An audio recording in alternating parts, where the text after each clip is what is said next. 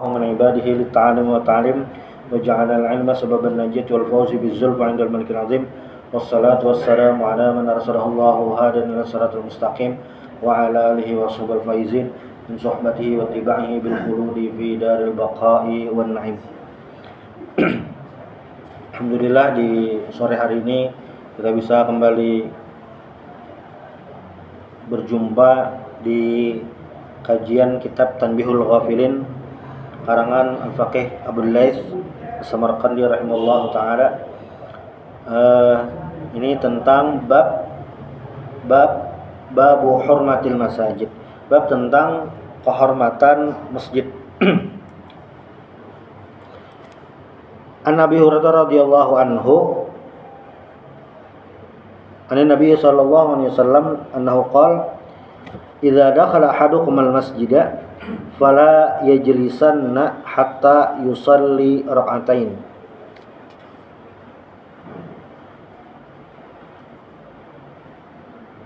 Apabila kalian masuk ke masjid, maka jangan duduk sampai sholat 2 rakaat dulu. Di riwayat lain penjelasan qala al-faqih, lalu musannif menjelaskan lagi idza kana fi waqti mubahin, apabila di waktu yang mubah, karena ada waktu-waktu yang dilarang untuk melaksanakan sholat sunnah. Ada waktu-waktu yang dilarang melaksanakan sholat sunnah. Fa amma idza dakhala fil masjidi ba'da ma shallal asra atau wa ba'da ma shallal fajra la yanbaghi yusalli nahyun alla yusalli fi dzalikal waqt.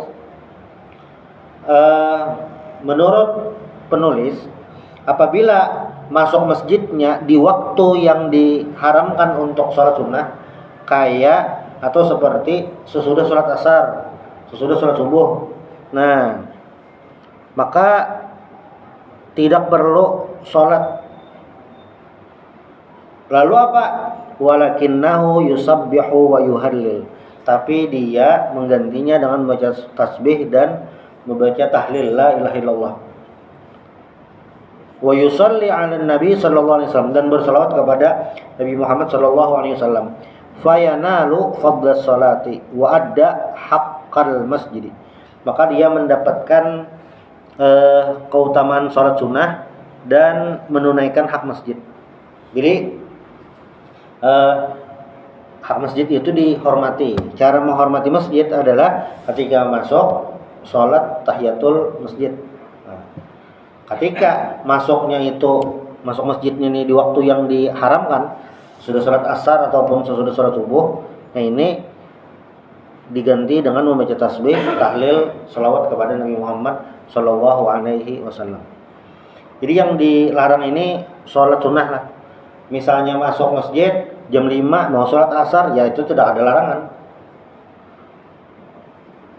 Karena apa? Karena dia sholat asar.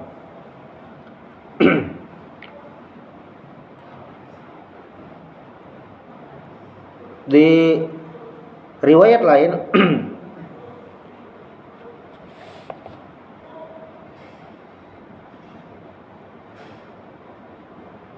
al-masajid buyutul muttaqin, masjid itu rumah orang bertakwa.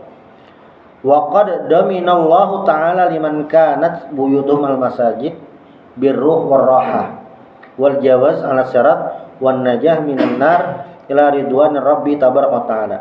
Maka Allah menjamin bagi orang-orang yang rumahnya itu masjid birruh warrahah wal jawaz 'ala syarat, bisa melewati asyarat, jembatan, wan najah minan nar, dan selamat daripada neraka sampai ke keridhaan Allah Subhanahu wa taala.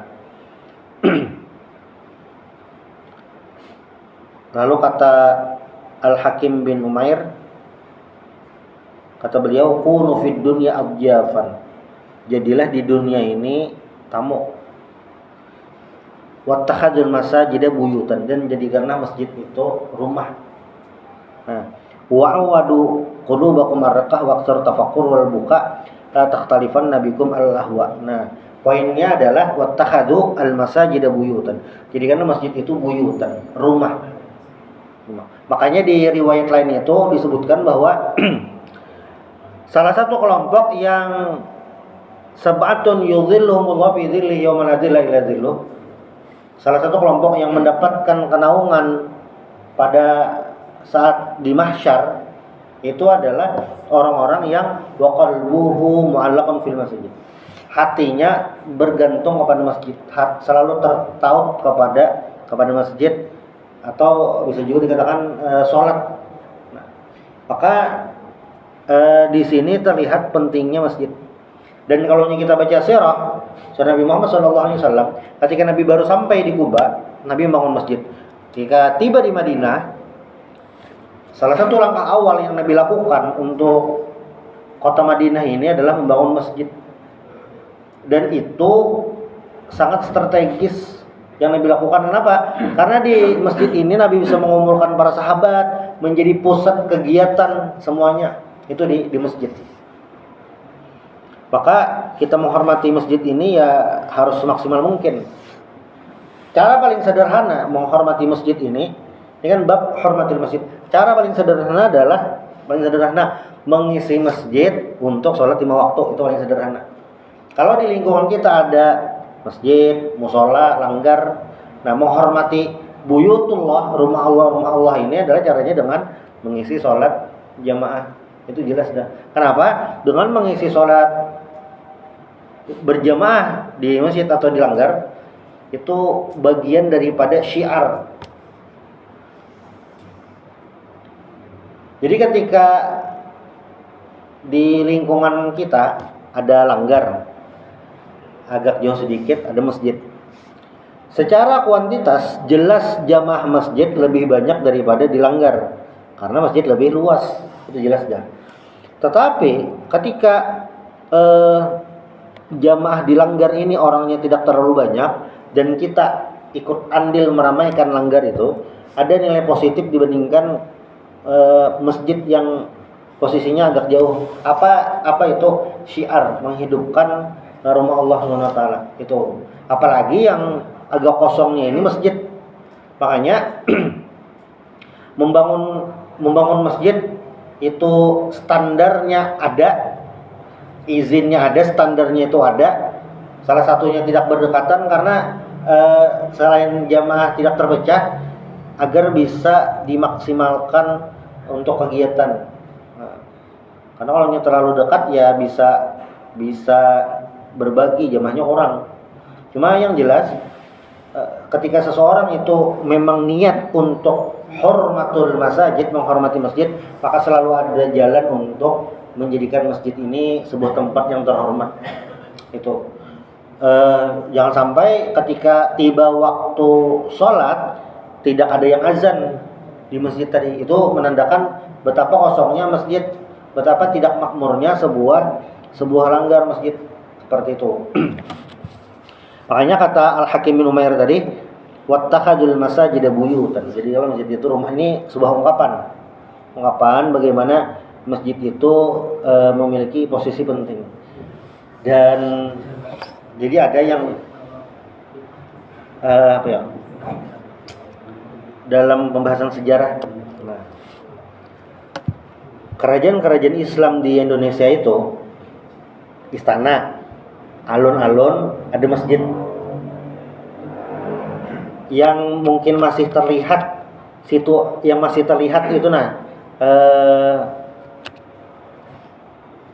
yang susunannya seperti itu mungkin di Jogja, istana, alun-alun ada masjid tuh.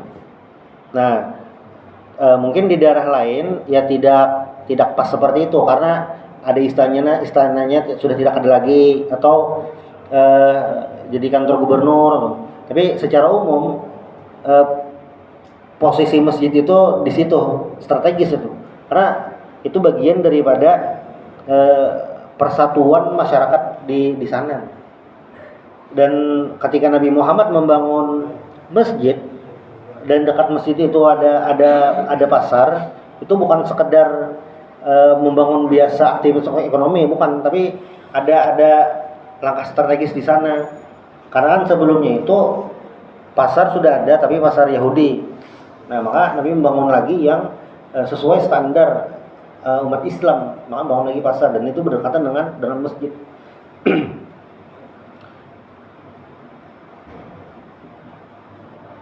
Wa qala An-Nazzal bin Sabrah, beliau ini mukhadram. Nah, mukhadram itu umurnya panjang, ketemu zaman Nabi tapi belum beriman. Sesudah Nabi ada dia beriman, kurang lebihnya seperti itu. Sehingga mukhadram ini bisa digolongkan tabi'in. Kata beliau, al-munafiqu fil masjidi kat-tayri fil qafas. Orang munafik di masjid itu seperti burung dalam sangkar, tidak tenang. Makanya di riwayat lain itu orang-orang munafik sangat berat pergi ke masjid, sholat isya dan sholat subuh, karena di waktu itu waktu gelap, tidak terlihat, tidak bisa riya. Nah, kurang lebihnya seperti itu. Tetapi ini juga jadi tolak ukur orang-orang yang memang memprioritaskan bagaimana pentingnya sholat berjamaah di masjid. Sholat isya berjamaah itu pahalanya seperti ibadah setengah malam, pahala berjamaah subuh seperti beribadah semalaman. Ini kan kalau orang memikirkan antara lelah dan keutamaan yang didapatkan, pasti bisa menimbang itu. Nah, apalagi kalau orang itu tolak ukurnya akhirat, maksudnya melihat akhiratnya itu sangat diutamakan. Badan lelah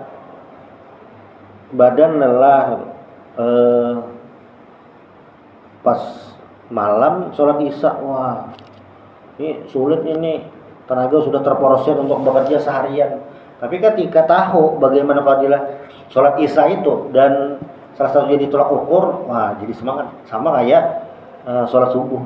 Jadi kalaunya kita kebetulan dapat karunia atau dapat kesempatan selalu bisa sholat subuh di masjid, itu rezeki bukan dalam bentuk uang yang tidak semua orang mendapatkan. Karena ada orang yang bangun subuh, sudah bangun tapi tidak bisa sholat di masjid. Ada orang yang rajin sholat tapi pas subuh tidak sempat ke masjid. Nah, ada juga seperti itu. Jadi memang variabel bisa sholat subuh di masjid itu sebuah kebahagiaan sebenarnya. Tapi tidak bisa nonton Liga Champion subuh nih, baru babak pertama Liverpool menang 1-0 penalti. Tapi kan bisa disambung habis sholat subuh. Itu pilihan.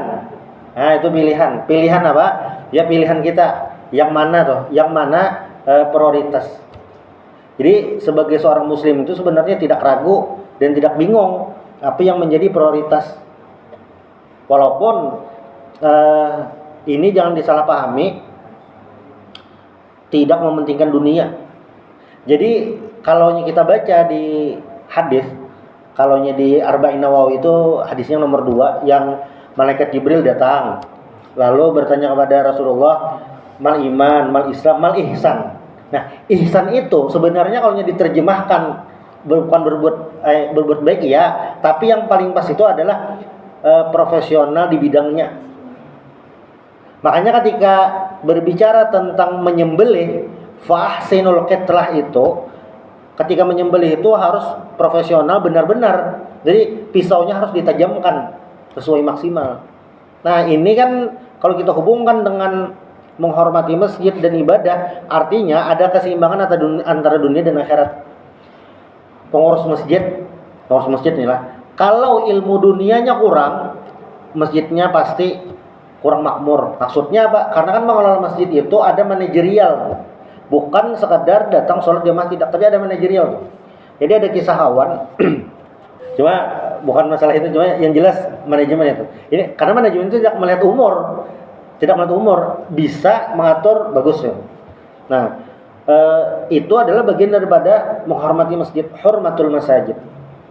Hurmatul masajid. Bukan hanya ranah ibadah. Qala al-faqih rahimahullahu taala, kata musannif, innama yasiru lil abdi manzilatun indallahi ta'ala, sesungguhnya seorang hamba itu memiliki posisi di sisi Allah Subhanahu wa taala apabila seorang hamba ini, siapapun lah, ini bebas terbuka, tidak khusus untuk ini atau tidak, terbuka bagi siapapun. Apabila azzama awamirah, apabila mengagungkan perintah Allah. Ada perintah Allah diagungkan. Jadi prioritas. Wa azzama buyutahu wa ibadah, mengagungkan rumah Allah dan hamba-hamba Allah, menghormati. Wal masajid buyutullah. Nah, dan masjid rumah Allah. Kita kan kalau bertamu ke rumah orang tidak mungkin macam-macam. Datang ke rumah orang, datang. Apalagi orang yang baru dikenal. Jus lemon adalah jus lemon. Tidak mungkin. Pasti ada segan, ada. Itu normalnya. Nah, rumah Allah ya seperti itu. Fayambaghi lil mu'min ayyu'azzimha. Maka seharusnya bagi seorang mukmin menghormati, mengagungkan masjid. Mengagunkan masjid. Ya tentu tidak, kalau hari ini itu konteks kekinian, tidak membuat konten yang aneh-aneh di masjid. Sekarang pasti banyak konten-konten kreator yang nyeleneh aneh-aneh. Nah, seaneh-anehnya itu usahakan jangan sampai di masjid. Di luar masjid itu tidak bagus, apalagi di masjid. Nah, itu. Jadi misalnya berbuat dosa di luar masjid nilainya 1, ketika di dalam masjid itu bisa nilai 2 karena meruntuhkan kehormatan masjid. Ada nilai lebihnya itu. Nah, fa inna fi ta'zimil masajid ta'zimallahi ta'ala, karena orang-orang yang mengagungkan masjid atau membesarkan masjid itu adalah mengagungkan Allah Subhanahu wa taala juga. Karena apa? Masjid baitun min buyutillah, salah satu rumah Allah. Tuh, bagaimana cara menghormatinya? Tergantung situasi dan kondisi. Kalau masjidnya kosong, diisi. Kalau masjidnya kurang kegiatan, dibanyaki kegiatannya. Kadang ada masjid yang sholat 5 waktunya jalan, kasnya sehat walafiat, bukan kayak saldo yang mohon maaf saldo Anda habis. Banyaklah saldonya. Tapi kegiatan masjidnya itu, ini masjid lah, level masjid cuma sholat 5 waktu, khutbah Jumat, dah itu aja. Nah, ini memang masjidnya jalan, tapi dengan situasi kas yang ada, SDM yang ada tidak dimaksimalkan, itu jadi kurang juga. Nah, kadang satu masjid dengan masjid yang lain itu beda standar kemakmurannya. Jangan sampai yang ini masjid ini bisa di-push lagi, ditekan lagi, lebih bisa ditingkatkan, malah biasa-biasa aja. Masjid yang memang ini standarnya harus jalan dulu, jangan disamakan. Ada masjid yang memang perlu berjalan dulu, tapi ada masjid yang levelnya sudah bisa berlari. Ya tentu beda masjid. Jadi menghormati masjid itu jelas pasti sudah, tapi ternyata caranya mungkin beda-beda antara satu tempat dengan tempat yang lain. Tapi standar umum dalam menghormati masjid itu jelas harus dijalankan. Tapi ketika ingin memakmurkan masjid, itu tiap masjid akan berbeda-beda. Tidak sama. Alhamdulillah kalau SDM-nya memadai. Tapi ketika SDM-nya tidak memadai, maka tetap harus berusaha semaksimal mungkin. Di riwayat lain, ini dari Imam Auza'i radhiyallahu an, khamsun kana 'alaiha ashabu Rasulillah sallallahu alaihi wasallam wattabi'un bi ihsan. Jadi ada 5 hal, kata Imam Auza'i, sahabat Nabi dan para tabi'in itu melakukannya dengan maksimal. Apa itu? 1, luzumul jamaah, semaksimal mungkin untuk berjamaah. Kalau jadi quotes itu kayak berjamaahlah walaupun 5 detik sebelum imam salam. Yang penting berjamaah aja. Datang Allahu Akbar, Assalamualaikum warahmatullahi wabarakatuh. Dapat pahala jamaah, yang penting dapat itulah. Karena bagi orang yang bukan ahli, rajin berjamaah, kalau di kompleknya itu ada beberapa masjid, pasti dia sudah tahu, oh masjid ini pasti azannya duluan, masjid ini agak lambat. Ketika di sini ketinggalan, dia mencari masjid yang lain loh. Itu adalah bagian usaha daripada luzumul jamaah. Itu yang pertama. Lalu yang kedua, ittiba'us sunnah, mengikuti sunnah Nabi Muhammad SAW. Nah ini tentu caranya dengan belajar sirah Nabi Muhammad. Dan sirah Nabi Muhammad ini kan, perjalanan hidup Nabi Muhammad SAW ini kan banyak yang bisa kita ikuti, dari yang paling berat sampai yang paling ringan. Makan pakai tangan kanan itu mudah bagi yang tidak kidal. Kalau yang kidal ternyata harus dilatih, apalagi makannya pakai sendok.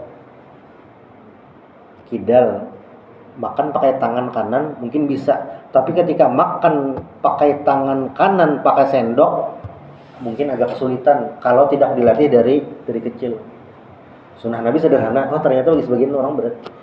Tabassumuka fi wajhi akhika shadaqah. Senyum terhadap saudaramu itu sedekah. Bagi orang Indonesia itu sangat mudah.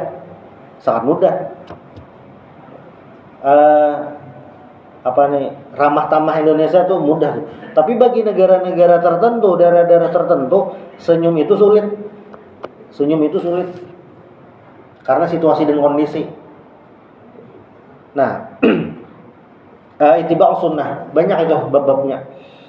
Lalu yang ketiga, nah ini yang sesuai bab imaratul masjid, memakmurkan masjid. Ulama-ulama itu seperti itu, memakmurkan masjid.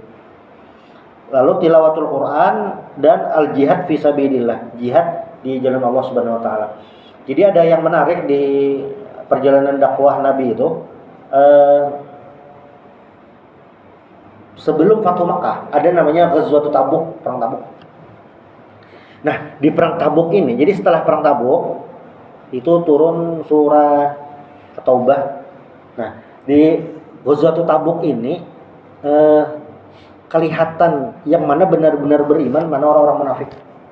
Karena situasi dan kondisi perang Tabuk ini benar-benar sulit.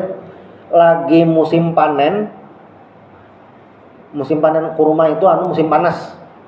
Jadi sangat melelahkan kalau keluar kota. Nah, lagi musim panen. Dan ini beda dengan misalnya kayak Ghazwatul Uhud itu orang-orang munafik ikut berangkat, lalu ada putar balik, sudah sampai putar balik. Ghazwatul Muraisy orang munafik ikut semuanya, tidak kelihatan. Kalau Ghazwatul Ahzab ya orang munafik di Madinah juga, sama lah. Nah, tapi kan yang Ghazwatul Tabuk yang munafik itu kelihatan, banyak alasannya. Sakit lah mungkin, badan kesemutan lah, panci bocor, macam-macam alasannya. Akhirnya di situ kelihatan, oh ini yang benar-benar.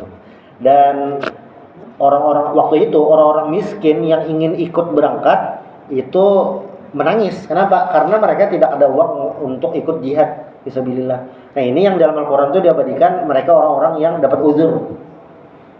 Iman mereka benar, semangat beragama mereka benar, cuma terhalang faktor uang. Itu diabadikan dalam Al-Quran. Nah, yang munafik ini banyak alasan macam-macam. Dan saat itu juga ada 3 orang beriman, imannya benar, cuma lalai dalam ikut sehingga absen, tidak ikut.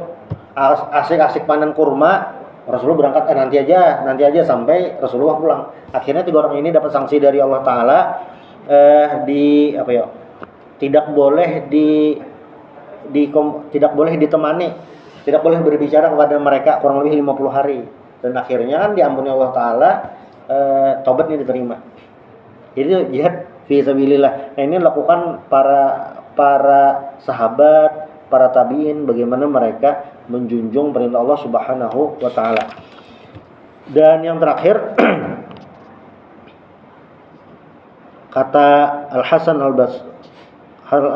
al-Basri rahimahullahu taala, muhurul hur fil jannah, mahar bidadari di surga itu adalah kansul masajid wa imaratuha, membersihkan masjid dan memakmurkan masjid. Ini ungkapan lah, ungkapan untuk keutamaan dalam memakmurkan masjid. Habis pulang pengajian, terus saya kayaknya rajin nyapu masjidnya setiap hari, pagi nyapu, sore nyapu. mahar bidadarinya nih. Ini ungkapan tentang bagaimana pahala yang didapatkan orang yang memakmurkan masjid. Nah, mudah-mudahan kita termasuk orang-orang yang memakmurkan masjid. Dan juga kita doakan mudah-mudahan saudara-saudara kita yang di Sumatera, Aceh, Sumatera Utara, Sumatera Barat, dan yang lainnya yang lagi ditimpa musibah diberikan kesabaran dan bisa melewati musibah yang sedang menimpa mereka. Itu, dan mudah-mudahan juga pajak